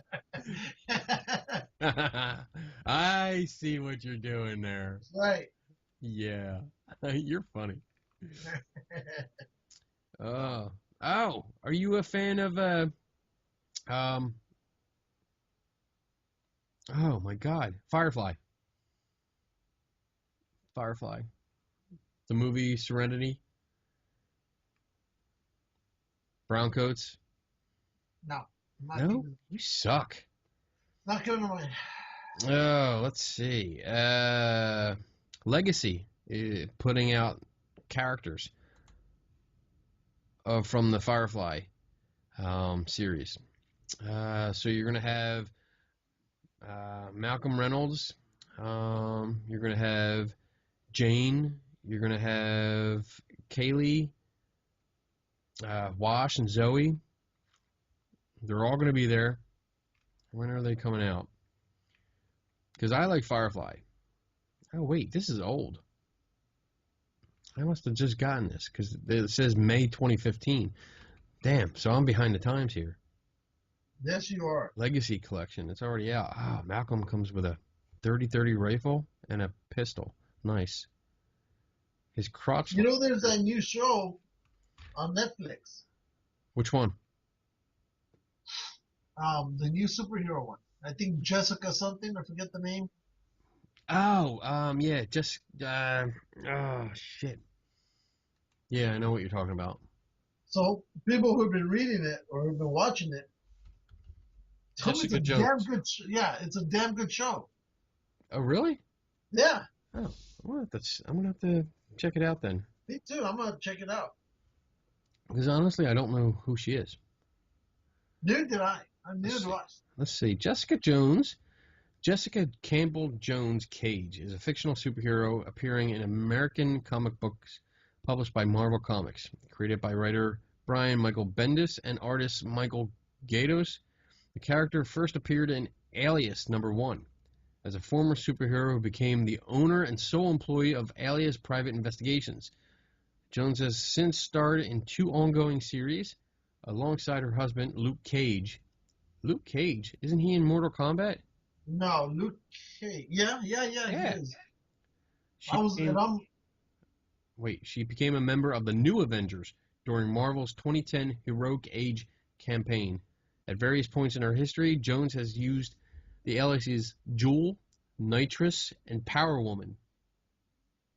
I like Power Woman. Kristen Ritter plays Jessica Jones in the television series Jessica Jones. Who's Kristen Ritter? What's she look like? Cousin to John Ritter. She used to be Jack Tripper on Three's Company. I love that show. You're an idiot. I love that show. I used to watch that all the time. I had a crush on Joyce DeWitt, who played Janet. Which one? Janet? Janet? Brunette? Yeah, you know what? Janet and Chrissy, right? Yeah. Janet, yeah. I thought Janet was better. I always liked her. Marianne or Ginger? Marianne. Definitely. Oh, what else do we have here? Mrs. Howell. Let's see. Our friends at Color World, Brad and Rachel, they announced their West Coast 2016 tour dates. Oh, when is the first one? January 1st to 3rd is Sacramento. Is that close to you? No, Sacramento is more up towards Anaheim. Okay. Albuquerque, New Mexico. That's not nowhere near me. Los Angeles, California. When? January 28th to 31st. Oh. At the, what is it? Newcon. That's what it says. Newcon PDX. Oh, what? I'm going to have to look at this. There you go. What else? Round Rock, Texas, Phoenix, Arizona, Portland, Oregon, Houston, Texas, Austin, Texas, Sacramento, California, San Jose. Is that close to you? That's on the other side of Anna. Okay. See, San Francisco, look, check this out. San Francisco, okay? Yeah. LA. Oh. Sacramento, San Jose. Okay. LA. So maybe we can get Anna to go to San Jose. She'd be closer to the ones in Sacramento. Sacramento? Okay. How about Anaheim? Anaheim's me. Okay, that's April, like 15 minutes away from me. Oh, April 1st to 3rd. There you go. Okay. Silicon Valley Comic-Con. Oh. So you got 2 chances now to meet them. Silicon is in between myself and San Jose. This is Silicon Valley Comic-Con in Anaheim, California. So Seattle, Washington, Wisconsin, Los Angeles again for Planet Comic Con, May 27th to 30th. I don't think I'll make that one. What's your excuse for that one? That's the month I told you we were talking, and that's the month where I'll be doing a lot of traveling. Yeah. Going to Pennsylvania, and then I'll probably be going back to New York again for West Point. Okay. And then sometime thereafter is Kentucky and San Diego. Oh, 2 hours away. That's fine. So July 21st to 24th. Tokyo and Tulsa. Nope, July 21st and San Diego. We'll be at Scout Camp. How am I doing that wrong? How am I doing that? Scout Camp is for July 21st. I won't July be anywhere. 21st, San Diego Comic-Con. And then Texas, San Francisco. That's not near you, right? No. No, I didn't think so. That I knew. San Francisco is 8 hours away. That's it. So there you go. Lots of tour dates. Sacramento, San Jose. Oh, Anaheim. WonderCon. That's what the Anaheim. Not Silicon. Silicon Valley is the one from San Jose. Okay. Yep. Okay. So there you go. You got plenty of time, plenty of chances to go visit them and meet them in person again. Well, you met Brad. Yes. So you can meet Rachel and cool. The kids. Cool. Awesome. Awesomeness. Oh. I'm gonna have to go now. I'm done. I got all our topics out. We got it all done. We are good to go. We are golden. We're golden. Good, because I got to pee. Yeah. Oh, did I show you this? You saw this. I don't know if I showed everybody else. I got my key to Eastern State Penitentiary. Piece of shit. What are you doing? What are you doing? Go ahead.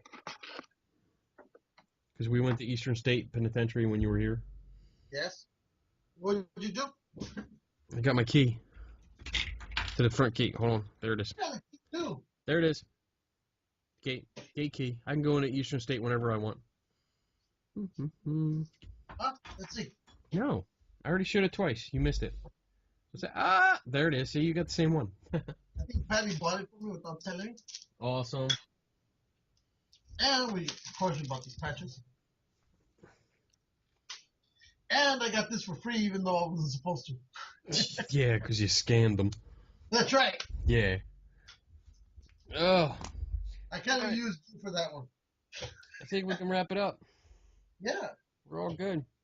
We're all good. I'm out of stuff to show. That's nice. I like that. It gives you like an overview of the whole place. That's pretty cool. So, It's my little. so we are done. We are done, bitches. What? All right. So let's see. Let's close out the show. Our usual taglines. Well, I got announcements first before we do that. First, we don't have any guests scheduled, so if anybody wants to give me a guest because you have something interesting to talk to us about for like an hour, drop us a line. It's the holidays. It's the holidays coming up, so yeah. I am working on some things. I'm really, really trying to get the guy who goes by the name Captain Disillusion. I'm really trying to get him. I got to send more things. I got to figure out more ways to get in contact with him. I'll look for somebody around too. Okay. Let's see. So, go to our Facebook page. Make sure you like us. Yes, like us. Go to our YouTube channel and subscribe to us. Subscribe to us. And go to our Instagram channel and follow us. That's right, because Cat's in charge of that one. That's right. And if you have a Comic-Con or a horror con or a paranormal con, please contact something us. con, just not a convict. Decepticon. That's right. If you want us to come out, we can do a show from there. We can do videos. We can promote the shit out of it. We can even do a Bernie Madoff con. Yeah, we can do that. What is that? Not a jail time. Anyway, we'd like to thank our official sponsors. That would be Bluegrass Ghost Chasers, our friend BJ Hodges. Yes. Shield. That's right. Agents. John Fowler. John Fowler. You can see our shows on his website. Yes. That I have to update. And his Paranormal Enlightenment magazine. And of course, Dax Christopher of Devil's Playground. That's right. Yes. Oh, got his card here. Oh, look at that. And the game has been right there in the corner and been in the background here the whole time. Everywhere. And that's it. I think we're good. Yep. All right, I'm going to go to bed. And still thank our, contributing staff, Kat, cameraman Mike, Donna, and Bobby Tingle. And who's the fifth one? Tracy Law. Oh, that's right. Tracy Law joined us. Who is coming up here in January, and we're supposed to go around, take her to some old abandoned ghost towns on the Nevada-California border. That's right. So this will be fun. That's and right. Introduce her to eat tacos or real Mexican food in East LA. Hey. Not at Colombia. Not I like those. But I did take you to a place that you approved of. It was the Azteca. Yeah. And you liked it. I liked it. Well, I liked it a lot better than Taco Tico Toco, whatever the hell. Oh my gosh. Yeah. All right, anyway. I'm going to bed. I'm gonna pee first and then I'm gonna go to bed. Okay, me too. So all right. Taglines. Never stop learning. Don't take anyone's word for it. And we are out in 3, 2, 1. Ciao. See you next week.